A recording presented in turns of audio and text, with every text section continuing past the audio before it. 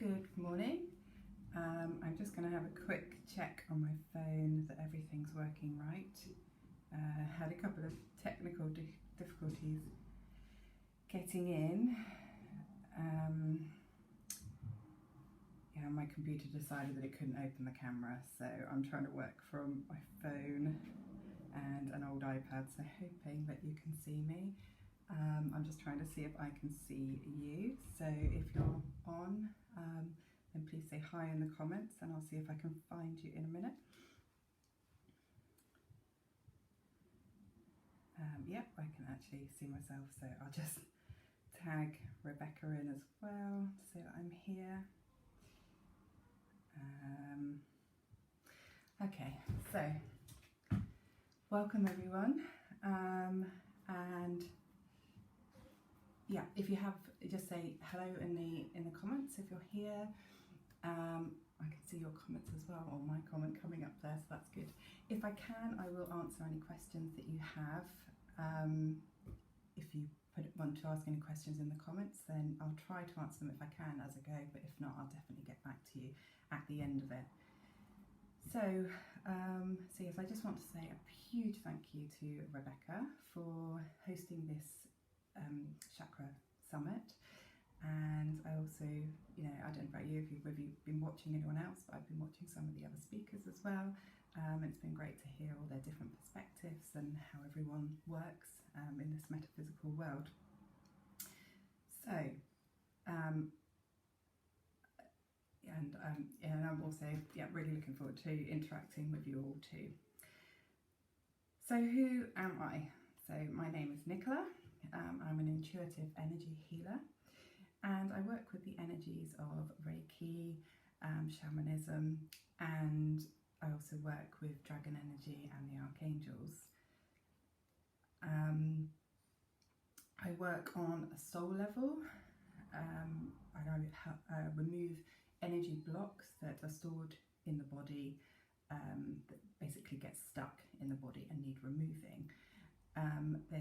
That on a soul level, it's where they're stored a lot deeper, but I will also remove them as a surface level, as sort of temporary fixes as well.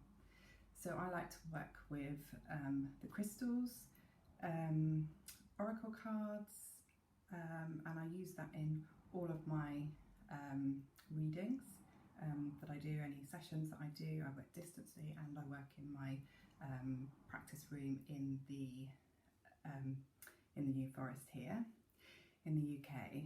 So just for fun, I kind of add in a few oracle cards sometimes, and I also like to use all the different crystals as well. And I also have sound healing, so I might use like my singing bowl. I don't know if the sound is very good on here because I haven't got my microphone now, but the different sounds go into each of the chakras depending on the frequency of the musical instrument that I might be using. I also like to use, this is part of my shamanic, but I like to use my rattle, and I might use that to move energy blocks down and out through the chakras, or equally I will use my my feather as well to move it down. I have here a deer antler because my spirit animal is the deer.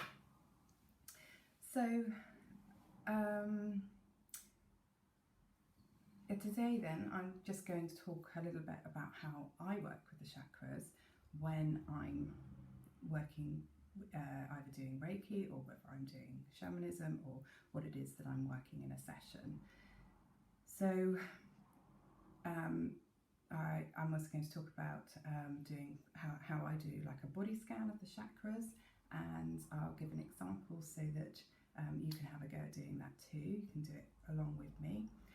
I've got a couple of case studies that I'm going to discuss, which sort of shows how sometimes blocks in the chakras will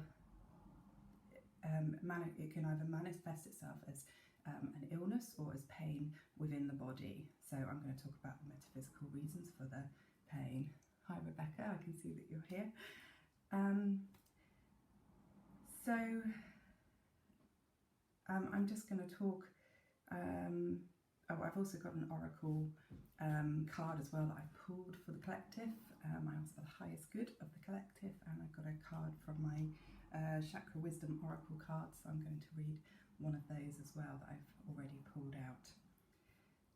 So I'm going to start with explaining a little bit about my background and my journey into the metaphysical world. So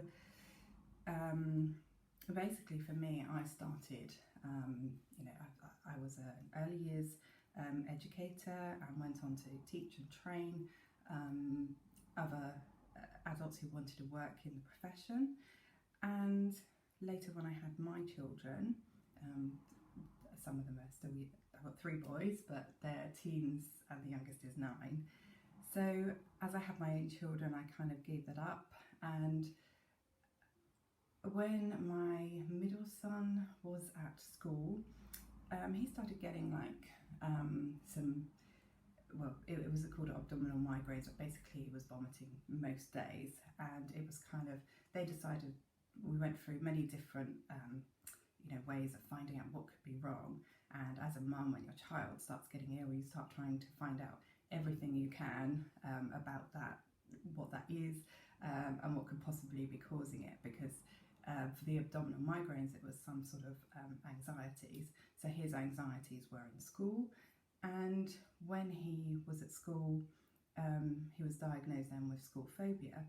But and the advice that I was given in the end was to keep him at school. But keeping him at school, he clearly wasn't thriving, and he was losing an awful lot of weight, and the sickness was still continuing. So I decided to home educate, and kind of on my research path as I was doing this with him,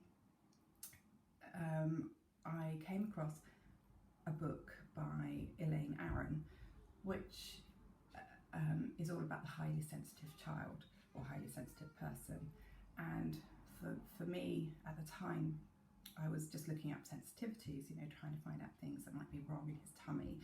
And then as I sort of came along, found this this book, I realised as I was reading it, it was like a reflection of myself, and what it was exactly as if I was reading about myself, and it was me, and I was a highly sensitive person. So it might be things like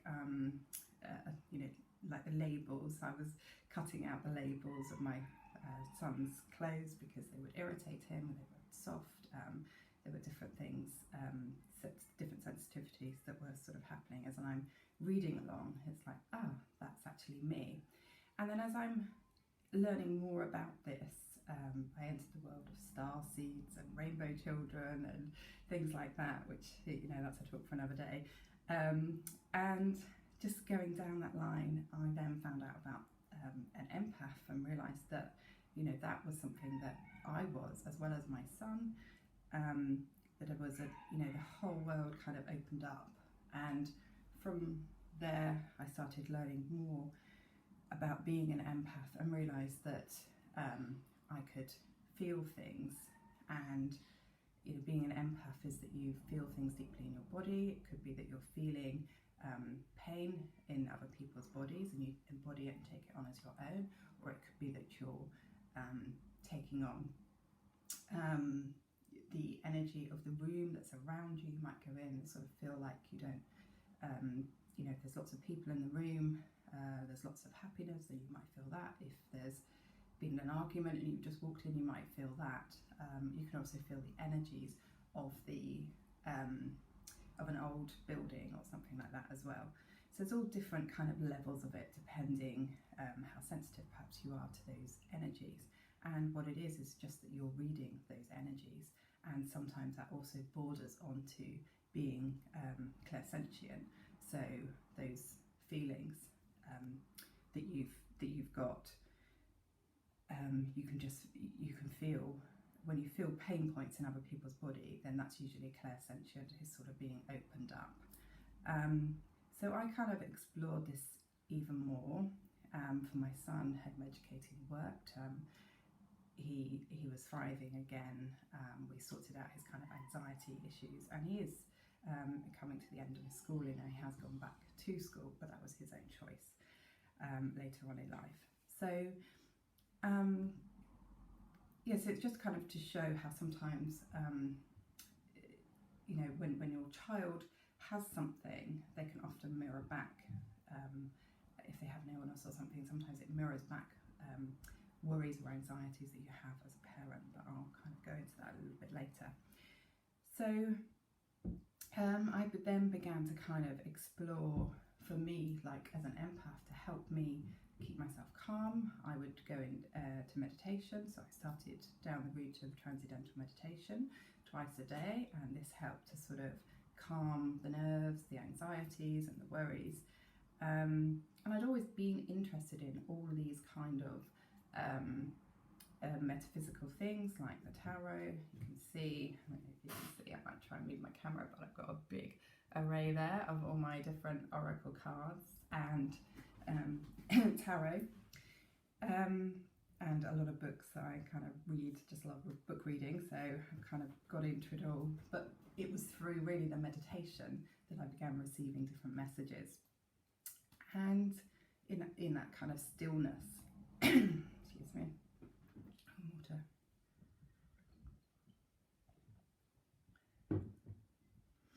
So sorry, yes, in my through the meditation, that led me to more things, which I ended up learning Reiki and shamanism at the same time, which was interesting, but the two energies work quite well together. I mean, it could be called shamanic Reiki if you want to use the two like that. So as I began learning more into that, I realised that the gift of being an empath was showing through. So as I had people coming to me for sessions where I could feel the pain points in the body, as I did a session, I would feel exactly where their pain was. It would be old pain, it could be new pain, it could be pains that particularly just related to something that was holding them back or showing me exactly where that energy block was. So that's kind of how I read the energy and find certain blocks.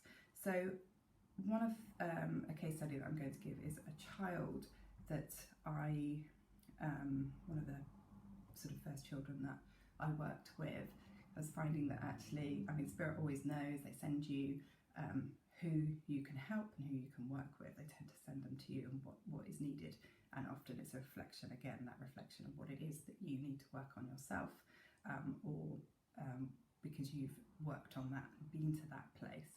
So I was finding that certain children were coming to me, or parents were bringing their children to me for Reiki sessions because their children had certain anxieties and worries. So the same sort of similar things as to how I had dealt with things with my son, I was able to then help them further.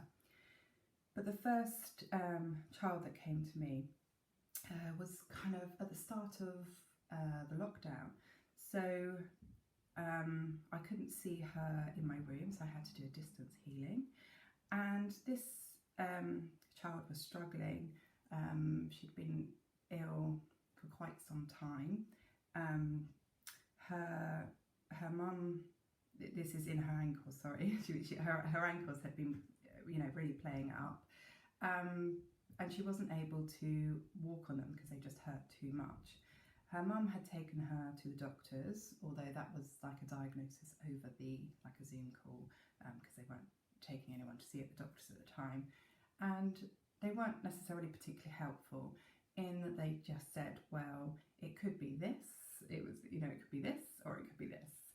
And this treatment can help, but it will make it worse if it's this. Or you could try this treatment, but this treatment will make it worse if it's this. So I'm not going into details exactly what it all was because I need to keep it confidential and private. I do have permission from the mum, but I don't want to go too much into depth. So anyway, basically the doctors didn't give any particular help because each treatment could make it worse if it was one or the other. So it was kind of like a guessing game. So she thought, right, she'd been talking to another friend of mine and decided to come along and try Reiki for her. So I did this over, we kind of did it over the phone. We did a certain time, and her daughter had that time to rest. And while she was resting, I was sending the Reiki, and during that time, clearly, I could feel the pain in the ankles because, firstly, I'd been told that it was in the ankles, so the ankles is where I was focusing and sending the Reiki to remove the blocks there. But I could also at that time feel a pain point in the right sort of upper part of my back, and I knew that was something that happened prior. It was an old pain, and it was something that had already happened, and it was in relation to the ankles. And because it was on the right side is masculine, so it was related in something either to do with her father or the father's side in the ancestral patterns going back. It can also be external, so something that's happening outside of us that we have no control over. So if it were on your left side, any pain, then that would relate to your mother's side or anything internal that you might be struggling with. So so that was kind of the first point of it. There was also in the sacral chakra, this is kind of where our emotion center is, where that's held. There was some emotions coming up there of sort of fear, anxiety was coming through. There was some sort of confidence issues, that was being stored in the solar plexus. So she was being held back by something, by a fear of something. And if we think about the ankles, we can kind of think about what do they do. So on a metaphysical kind of reason, if you're looking for, if you've got pain in your ankles, if it's not an injury that a doctor can't say exactly what it is, but if it's just linked to, this is more that it's linked to mind, mind and the block that's in your energy field. So looking at the ankles, they move forwards, they help you, we walk forwards, we don't tend to walk backwards, we tend to use our feet for moving forwards. So the fact that it's in the ankles, it's also linking to the root chakra, because anything below where our root chakra is, which is at the base of our spine, and so all the legs and moving right down to the feet, that is our root chakra. So there was a fear there. There was something that, when everything is in alignment in our root chakra, we feel safe. And there was something that she wasn't feeling safe about, and that's what she was feeling fearful of. So this was something that could be on the masculine side or something on the external side. And to me, it was in relation to something that had happened in her back. So I had a chat with her mum and her dad on the phone afterwards, and we talked this through. And so once I sort of explained about the pain that had come through into the back, they said that it was in relation to they thought it was an old injury, and it had happened the year previously when they were on their way to go on holiday. She'd had a car accident, and the whole family had gone. They'd been involved in a car accident, and she'd hurt her back in the process. So this is where this old injury was kind of showing through. Now, so talking to her further and trying to sort of explain to the mum that there's some sort of fear there. What is happening in her life right now? And they were about to go on holiday. in the next couple of days, and this is why they wanted her ankles, you know, for her to feel good, because she hadn't been sleeping, she'd been in pain. They'd even thought about getting her a wheelchair to push her in it for the holiday, so that they could go away. So we kind of went into that a little bit further, that if she's going away, that trauma's unresolved, that happened that year previously. So although the pain and the injury and the physical side might be you know, that's better and that's resolved itself, the actual emotional connection to that pain still hadn't resolved itself. So and also on this occasion they were going away on holiday, but the dad wasn't. He had to stay at home because he was working. So there was a connection there with the dad, and the external, it was out of the child's control. You know, she wanted to go on holiday, she was excited to go on holiday, but at the same time her own fears that emotionally had been unresolved, she was concerned and worried, and that was being shown and held in the ankles, and the fear in the root chakra. So so you know, once they had that information, they were able to chat with her and you know, allay her fears and anxieties. And she did get to go on holiday, and everything went really well. They didn't need the wheelchair, and within a few days she was walking, you know, well again, and her ankles were feeling much better, and she was in much less pain. So I'm not saying you know, like Reiki or shamanism is like your miracle healing. The fact is, it's not me, you know, that's doing the healing. It's just me channeling that healing through, and it's working with that person or with the client, and trying to work out where those energy blocks are, or why those energy blocks are there, and what sort of emotional perhaps connection there might be to those reasons for those energetic blocks. So my next sort of case study is more of a general kind of more generalized. So again, when I was finding that a lot of children were coming to me for different Reiki treatments, a lot of the time it can tend to be just like it was for me when I started reading the Elaine Aron book, and found that my son was reflecting back anxieties that I still had, anxieties that I had unresolved about myself going to school, because I got very upset and worried when I was at school. So it was like that unresolved trauma in myself. I was unknowingly kind of allowing him to soak all that up, because he was also an empath, so he was soaking up the same kind of worries and fears. So that, just in the same way, a lot of the children that were coming to me, they were showing their anxieties and fears of their parents. It could either be their mother or their father. Quite often it was the mother. And so the places in the chakras where it would show up the most tended to be in the throat chakra here. The other block tended to be the heart, the sacral, the solar plexus, the root. So we had all different, well, to be honest, it can show everywhere. I mean, I could literally talk through where the different blocks end up, but and the reasons. So quite often with the throat chakra here, this is our communication center. It can be held not just in the throat, but into the shoulders here as well. So, you know, as busy mums, sometimes we hold a lot of responsibilities. Quite often the children that were coming to me, their mums were empaths too. So the reasons they were holding all these responsibilities was because they were overgivers. They loved to help people. They just said yes to everything, had their yes head on.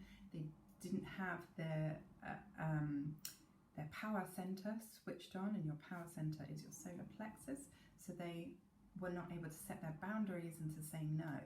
So So that voice was blocked because they couldn't say no. That connection between the throat and the solar plexus, with the not setting the boundaries. They also have the connection here, not having the connections. It's not just our connection to source, it can also be our connection to each other. So sometimes if you're taking in too much of the news, or you're reading things that make you feel fearful or worried or anxious, then it can be held in a bit of a block here in the crown as well. And so that again can show itself in the child, and then that gets reflected back to you. The lower part, the sort of the fears, because we're often embodying other people's pain, it's like we're walking around taking in other people's pains and worries and anxieties and all their energy, even the joy, but you often take in lots of the worries and the anxieties. So all of that kind of sits in that root chakra, blocking it. And quite often it's because it's something that has the root chakra being something that is from your own childhood, or it could be on a soul level, it could be past lives or ancestral kind of healing, repeating patterns that happen. So that gets held in those in that root chakra, and can show itself as kind of fear. Often it's fear of judgments and things like that. The sacral is another part where I was finding the blocks as well. Again, here in the sacral, as women, that's our womb area. It's where we create life. So if there's a block there, quite often it's like a big gaping hole for energy to kind of come in. And if we're not creating, or we're not, we're continually kind of putting other people first and not our own needs and creating for ourselves, then this block can sort of get stuck there. So inner child healing can help with that, and so that you can go back and kind of reparent yourself. The other blocks is in the heart, when the heart gets blocked. This being, as I was finding with the mums who are, ever so busy, they're putting their children first, they're putting everyone else first, the husband. This isn't necessarily all, this is just in my experience and the clients that have come to me with their children. So with the heart, often that gets a block because by putting everyone else first, we're not putting, the mums aren't putting themselves first, and so there's no self-care practices, their self-worth, well, that's more solar plexus, but their self-worth might be feeling a little down. So it's kind of making that time, as you begin to see these things happening in your children, then, and it's reflected back. If we look at sometimes the things that we don't like in our children, that in a sense is your shadow self, which is being reflected back at you. So sometimes we can look at that for information. I think I've gone through all of them. The last one is the third eye here. So this is our intuition. Quite often this is the part that is really blocked because it's a lot harder to get clear informations for making decisions. You might feel a bit scattered. Quite often the child is very scattered and running around all over the place, not quite centered, because they're reflecting back that kind of what's happening in your own mind. You're so busy, you've got all this on, and you can't sort of stay grounded and centered. So this sort of third eye and the intuition gets blocked. So the way of opening it more fully, so that you can make those decisions that are right for you, that isn't decisions that are the energy that you've taken on from other people and their decisions that would be right for them, so that you can take on what's perfectly aligned for you. Then you can clear or do a deep cleanse of all the chakras, and sometimes that means working back and finding out exactly what the source of those pain points are, where they've come from, or what the source of those blocks are. So that's kind of two examples. So now, sort of from that, for me, I now help empaths and aspiring healers, because basically many empaths, because they're already halfway there to sort of opening their clairsentience, they can quite often more fully get in tune with their intuition, and they can use this as a gift rather than some people sort of see it as it's not a gift, and it's not because of a nightmare sometimes, but a way of, once we can actually release all these different pains and blocks out of our chakras, then we become a clear channel, and it's much easier then to be a clear and open channel when you're then healing. So I sort of have created, or I'm in the process of creating, a course which will be like a deep self discovery of the chakras and a way of cleansing and getting rid of those blocks. And that's something that I'm hoping to do in October. So if you want to find out more about that, then I think there's some links down below. But if you wanted to pop into the Intuitive Confident Empath, then if that resonates with you, then I'd love to see you there. But what I'm going to do now is go through how I work through the blocks, or the energy blocks. So I'm doing that with my hand because I'm going through like the centers of all the chakras here. So I sometimes will use a dowser. So I don't know if you have one of these, but I would put them on each of the chakras. So if I had a client laying down, then I'm actually making it move, sorry, at the moment, but so I put it on the crown chakra, and it will go one way. So this is me moving it, not me. It's not doing it itself. So it would go one way, and then I'd put it on the next chakra down, which would be the third eye, and then it would move in the opposite direction, because our chakras are our energy wheels, and we would expect to see it go one way and then the next and then the opposite as you're going down, so it keeps changing if they are fully aligned. So if there are blocks, quite often it won't do that. That's not always, it doesn't always do that, unfortunately, but that's how it's sort of meant to do it.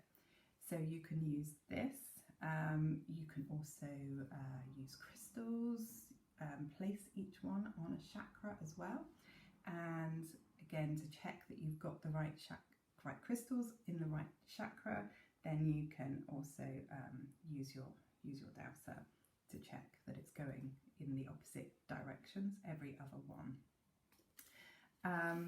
Another way is we can use semantics, where we check in with our body, we check in with each of our chakras. So we might just ground ourselves first, connect to source, take that breath in into the heart so that we feel relaxed and calm. Take those couple of breaths in, and then you might just sit there and just feel where you might have blocks in your own body. So if you're feeling tension in the shoulders, feeling overwhelmed, feeling that's what it could be. It could be that you're taking on lots of responsibilities. So you just go through and you feel, oh, I've got a pain in my knee. Our knees are flexible. They're about, again, moving forwards. Where are you not being flexible in your life at the moment? So you can kind of do that and do a check-in as you go down. Another way that you can do it, and the way that I would start doing when I read, so if you want to, you can kind of get your hands together, and we're going to create an energy ball. So we rub them very hard so you can sort of begin to feel the heat, and then as that energy begins to switch on, and you kind of like pulsate your hands together, and this will create like, you might just feel it small, but the idea eventually is that you would create this larger energy ball.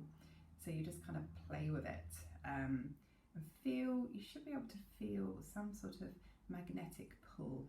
It might be really small and really slight to start with if you're new to doing this, but as you work with it, you'll begin to feel it. It's like one of those brio kind of little train engines where you push the magnets together and then they push apart. It's kind of like that, so you would feel that pushing away, and we just kind of play with that energy and build it like a ball, mold it. You can kind of push it, pull it like you would do. Imagine it's like kind of Play-Doh. You don't want to make it too big, just so that you can still feel almost that magnetic connection, and over time it will get bigger.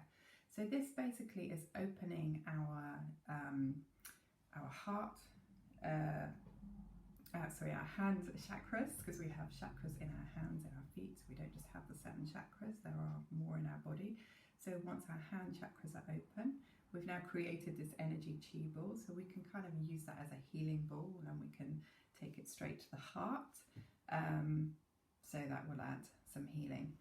So basically once that hand is switched on, we can take usually the non-dominant hand. So if you're right-handed, you might use your left hand, and if you're right-handed, if you're left-handed, you'll use your right hand, and if you're right-handed, you'll use your left hand.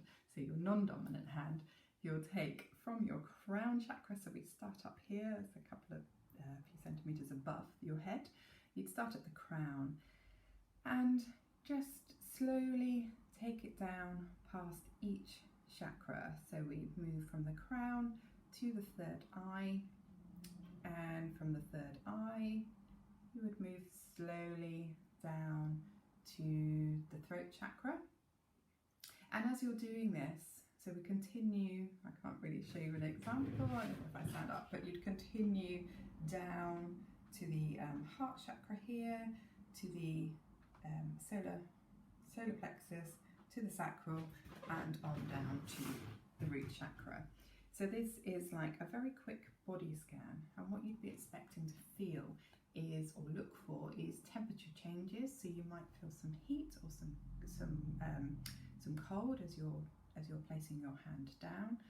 You can bring it back up again, that's fine, if you want to sort of run it a few times and just see what's happening and what's going on. You might also, if you did it with your eyes closed, you might see like black kind of energy. If you're able to see the energy, that's how I see it, almost like strands of wool. So if I see like a block, then I'll kind of get the end of it and I pull it and unravel it and send it to a body of water, because that allows it to flow away. So you might see it like that, as a kind of like a black block. You may even see colours. You may see each of the colours as you put your hand down. As you start with the crown, you might see a bright white light or indigo, or a dark purple. 3rd eye, you might again see another purple or darker blue. It really depends on, we see different colours, that they're usually closely related to the actual colours.